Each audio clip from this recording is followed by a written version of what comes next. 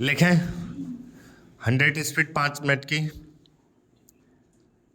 दिल्ली का ऐतिहासिक रामलीला मैदान ऐसे कई आयोजनों का साक्षी रहा है जिन्होंने भारतीय राजनीति की दिशा और दशा बदलने का काम किया।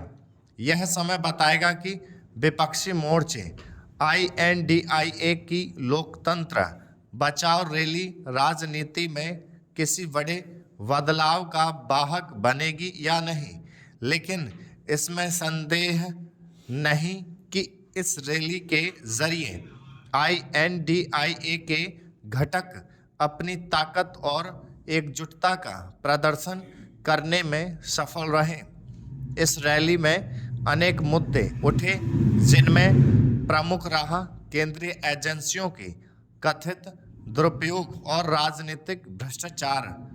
झारखंड के पूर्व मुख्यमंत्री हेमंत सोरेन और दिल्ली के मुख्यमंत्री अरविंद केजरीवाल की गिरफ्तारी के चलते ऐसा स्वाभाविक ही था। चुनावी बांड के जरिए चंदे के लेन देन का विवरण सार्वजनिक होने के चलते विपक्षी दलों के नेताओं ने भाजपा पर हमला बोला और यह संदेश देने की कोशिश की कि मोदी सरकार भले ही भ्रष्टाचार से लड़ने की बातें करती हो, लेकिन खुद छल छदम से चंदा वसूलने में लगी हुई थी।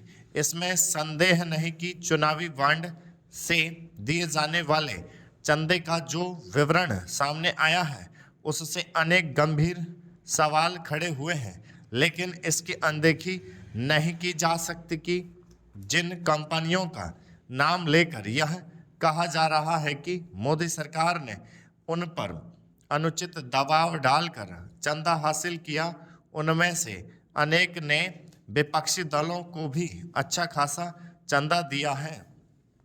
राजनीतिक भ्रष्टाचार एक कड़वी सच्चाई है, लेकिन यह भी उतना सच है कि इस मामले में कोई भी दल दूध का धुला नहीं है। विपक्षी दल कुछ भी दावा करें, सच्चाई यह है कि राजनीतिक भ्रष्टाचार की समस्या का समाधान उनके पास भी नहीं है। राजनीति में काले धन का इस्तेमाल होता रहा है और कोई भी यह दावे के साथ कहने की स्थिति में नहीं कि भविष्य में ऐसा नहीं होगा। जो विपक्षी नेता भ्रष्टाचार के आरोप में केंद्रीय एजेंसियों की जांच का सामना कर रहे हैं अथवा उन्हें जेल जाना पड़ा है, उनके बारे में यह नहीं कहा जा सकता कि उन्होंने कहीं कुछ गलत नहीं किया। देखना यह है कि विपक्षी दलों ने राजनीतिक भ्रष्टाचार का मामला उठाकर मोदी सरकार को घेरने की जो कोशिश की उससे देश की जनता कितनी प्रभावित होगी और इसकी आवश्यकता महसूस करेगी या नहीं कि इस गठबंधन को सत्ता में लाना आवश्यक है। इस रैली में जो एक अन्य मुद्दा जोर शोर से उठा वह यह रहा कि यदि भाजपा फिर से सत्ता में आ गई तो लोकतंत्र भी खत्म हो जाएगा और संविधान भी। यह समझना कठिन है कि कोई दल लगातार तीसरी बार सत्ता हासिल करता है तो उससे लोकतंत्र और संविधान कैसे खत्म हो जाएगा। आखिर यह पहली बार नहीं है जब किसी दल के लगातार तीसरी बार चुनाव जीतने की संभावनाएं दिख रही हों।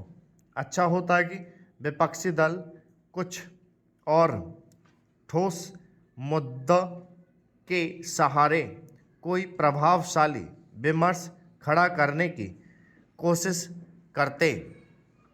एक समय था जब यूपी बोर्ड की हाई स्कूल और इंटरमीडिएट परीक्षा के परिणाम के लिए छात्रों को महीनों का इंतजार करना पड़ता था। मूल्यांकन में ही महीने भर का समय लग जाता था। इस बार जब उत्तर प्रदेश माध्यमिक शिक्षा परिषद ने यह निर्धारित किया था, स्टॉप